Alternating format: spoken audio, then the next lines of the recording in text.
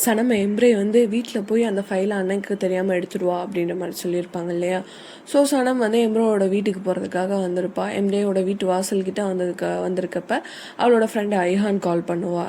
ஏன்னா இவ்வளோ நேரம் ஆச்சுல, வேலை முடிஞ்சவ வந்திருக்கணும், இன்னும் வரல அப்படின்றதுக்காக கால் பண்ணி எங்கே இருக்க அப்படின்ற மாதிரி கேட்பா. உடனே சனம் சொல்லுவாங்க, நான் வந்து நரகத்தோட வாசலில் இருக்கேன் அப்படின்ற மாதிரி சொல்லுவாங்க. ஐகான் வந்து என்ன ஏதுன்னு தெரியல, ஏன் இப்படி சொல்கிற அப்படின்ற மாதிரி கேட்குறாங்க. உடனே சனம் வந்து அவங்கக்கிட்ட ஐகான் கிட்ட புலம்ப ஆரம்பிச்சிடுறான். நான் இப்போ ஒருத்தரோட வீட்டுக்குள்ளே போகிறேன், ஆனால் அவர் அங்கே இல்லை. அவர் ஒரு நல்ல அப்பா அண்ட் நல்ல பாஸ். அந்த பாஸ்க்கு 2 பசங்க. ஒருத்தர் தான் எனக்கு வேலை கொடுத்தாரு எம்ரே, இன்னொருத்தர் என்னோட அக்காவோட வேலையை எடுத்தார், அவர் தான் சேன். எனக்கு வந்து எம்ரே கூட, அதாவது அந்த நல்ல எம்ரே கூட ஒர்க் பண்ணணும்னு ஆசை. ஆனால் என்னை வந்து சேன் கூட வேலை செய்ய சொல்கிறாங்க. எனக்கு வந்து எம்ரே நிறைய ஹெல்ப் பண்ணியிருக்காரு, எனக்கு நிறைய பணம் கொடுத்துருக்காரு, நான் கேட்டதை விட அதிகமாகவே கொடுத்துருக்காரு. அவருக்காக இந்த வேலையை எப்படி பண்ண போகிறேன்னு தெரியல, எனக்கு ரொம்ப பயமாக இருக்குது அப்படின்னு சனம் வந்து ஐகான் கிட்ட சொல்லி புலம்பிக்கிட்டு இருக்கா. அதுக்கு ஐகான், என்ன இந்த கதையை கேட்கவே ரொம்ப பயங்கரமாக இருக்கே அப்படின்னு சொல்கிறா. உடனே சனம் சொல்கிறா, ஐகான், நான் இந்த மாதிரி இந்த வீட்டுக்குள்ளே போய் ஃபைல் எடுக்க போய் மாட்டி என்னை போலீஸில் இல்லை ஜெயிலில் கொண்டு போய் போட்டுட்டாங்கன்னா எனக்கு அங்கே போடுறதுக்கு டிஃப்ரெண்ட் ட்ரெஸ்ஸாக டெய்லி எடுத்துகிட்டு வந்து கொடு அப்படின்ற மாதிரி சொல்கிறாங்க. உடனே ஐகான், எதுக்கு இப்படி சொல்கிற, இப்படி சொல்லாத, எனக்கு ரொம்ப பயமாக இருக்குது அப்படின்னு சொல்கிறா. சனம் சொல்கிறா, எனக்கு மட்டும் என்ன, எனக்கும் பயமாக தான் இருக்குது. அண்ட் எனக்கு இந்த வேலை ரொம்ப முக்கியம். நான் இந்த பண்ணால் தான் எங்கள் அக்காவுக்கும் இந்த ஆஃபீஸில் வேலை கிடைக்கும். அப்படி எனக்கு இந்த வேலை போயிருச்சுன்னா திருப்பி நான் முசாஃபரை கல்யாணம் பண்ணிக்கிறணும். என்னாலலாம் அந்த முசாஃபரை கல்யாணம் பண்ணிக்க முடியாது. சரி, நான் ஃபோனை வைக்கிறேன், நான் போய் அந்த ஃபைலை எடுக்கணும் அப்படின்னு சொல்லிட்டு சனம் ஃபோனை வச்சுட்டு எம்ரேயோட வீட்டு செவர் ஏறி குதிச்சு அந்த வீட்டுக்குள்ளே போகும்போதே புலம்பிட்டு போகிறா. இந்த மாதிரி வேலைலாம் பார்க்குறதுக்கு பேசாமல் முசாஃபரை கல்யாணம் பண்ணிக்கிட்டு எங்கள் அக்காவுக்கு பிடிச்ச மாதிரி 2 செப்பலை வாங்கி கொடுத்துட்டு எங்கள் அம்மாவுக்கு பிடிச்ச பொண்ணாக இருந்துடலாம் அப்படின்னு சொல்லி புலம்பிக்கிட்டே வீட்டுக்குள்ளே போய் அந்த ஃபைலை ஒவ்வொரு ரூமாக தேடிட்டு இருக்கா. அப்போ கரெக்டாக அவள் சேன் ரூமில் இருக்கும்போது சேன் வந்து வாக்கிங்கை முடிச்சுட்டு வந்துடுறாரு. சேன் வந்து கிச்சனில் தண்ணி குடிச்சிட்டு அந்த டம்ளர் வைக்கிற சவுண்ட் கேட்டு இவ யாரோ வந்துட்டாங்க அப்படின்னு சொல்லிட்டு உஷாராயிடுறா. சேன் வந்து அவன் ரூமில் குளிக்க போனப்போ இவ வெளியே வந்துடுறா. வெளியே வந்து ஒவ்வொரு ரூமாக தேடிட்டு இருக்கா. அப்போ வந்து அந்த ஃபைலை அவள் எடுத்துடுறா. அந்த ஃபைலை எடுத்து 2 ஃபைல் வச்சுருந்தா. ஒரு ஃபைலை வெளியே வச்சுட்டு டூப்ளிகேட் ஃபைலை வச்சுட்டு ஒரிஜினல் ஃபைலை எடுத்துடுறா. அங்கே சேனும் பின்னாடியே வந்துடுறாங்க. அப்போ அவள் டேபிள் கீழே போய் ஒளிஞ்சுக்கிறான். சேன் வந்துட்டு மியூசிக் ஆன் பண்ணிவிட்டு கிச்சனுக்கு போயிடுறாரு.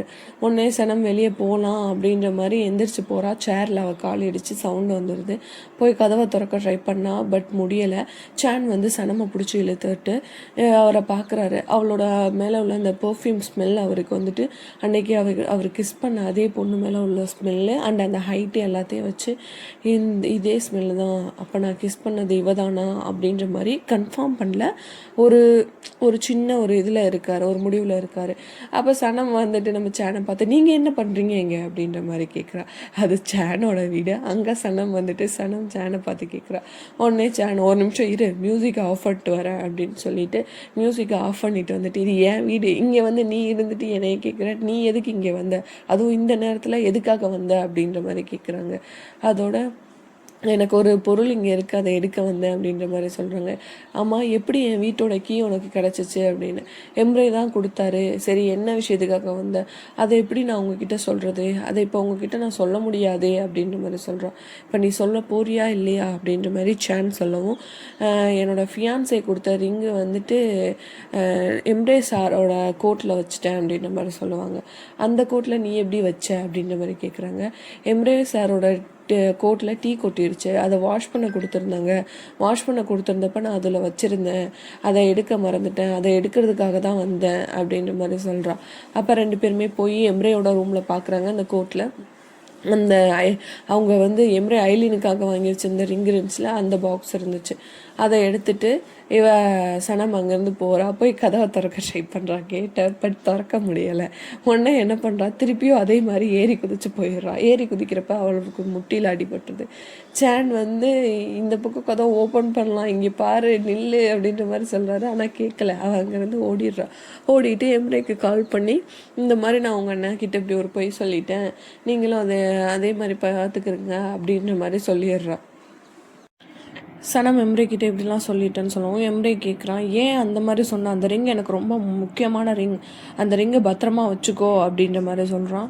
ஆனால் அந்த ஃபைலை எடுத்தியா இல்லையா அப்படின்ற மாதிரி கேட்குறான். உடனே சனம் சொல்கிறாங்க, இல்லை அந்த ஃபைலை நான் எடுத்துகிட்டு வரல, பட் அது உங்கள் அண்ணன் கண்ணில் படலை அப்படின்ற மாதிரி சொல்கிறான்.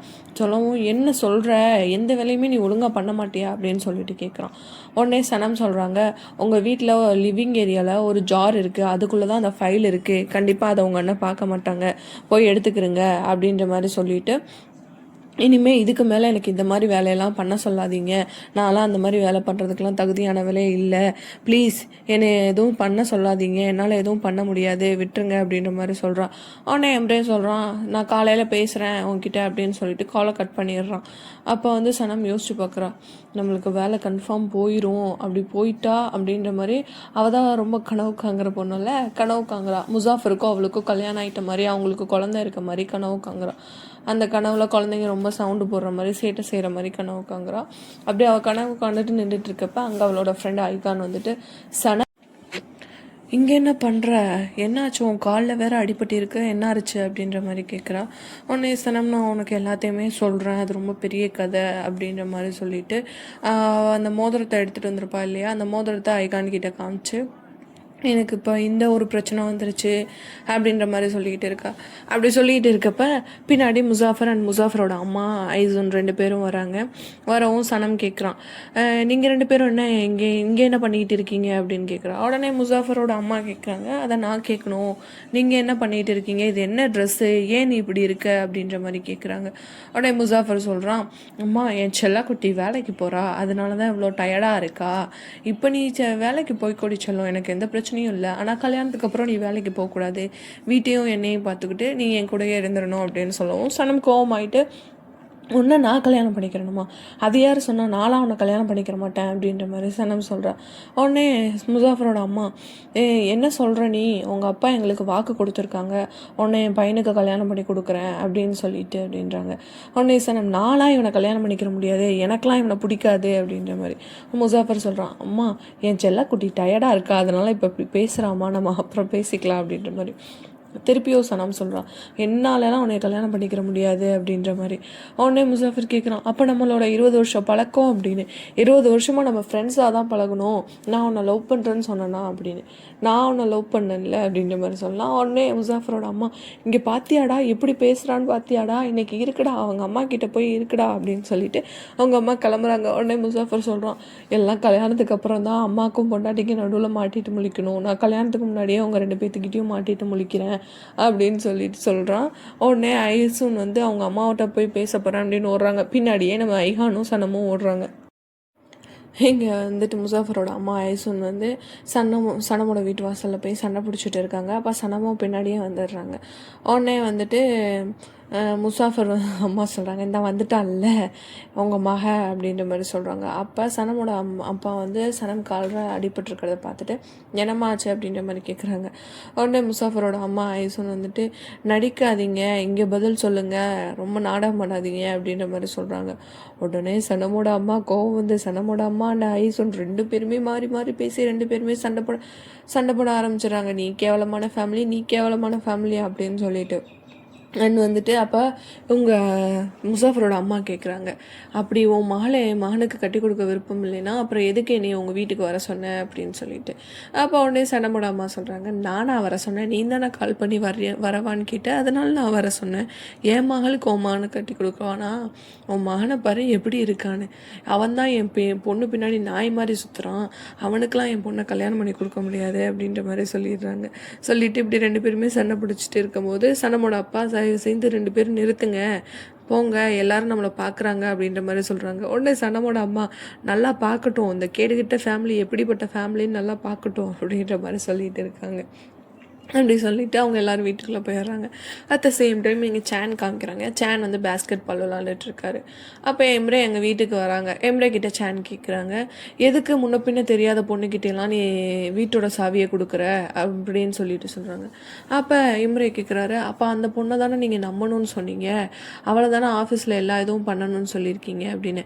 உடனே சேன் சொல்கிறாரு, ஆஃபீஸ் வேறு, அண்ட் வந்துட்டு இந்த விஷயம் வேற, நீ எப்படி வீட்டு சாவி கொடுக்கலாம் அப்படின்ற மாதிரி கேட்குறாங்க. உடனே எம்ரே சொல்கிறான், அவள் பாய் ஃப்ரெண்ட் கொடுத்த ஒரு பொருளை நான் என்னோடய ஜாக்கெட்டில் மிஸ் பண்ணிட்டேன் அப்படின்னு சொல்லி அழுதா, அதனால தான் நான் அவளுக்கு வந்து கீ கொடுத்தேன் அப்படின்ற மாதிரி சொன்னான். அது என்ன பொருள்னு கூட எனக்கு தெரியல, என்ன பொருள் இருந்துச்சு அப்படின்ற மாதிரி கேட்குறான்.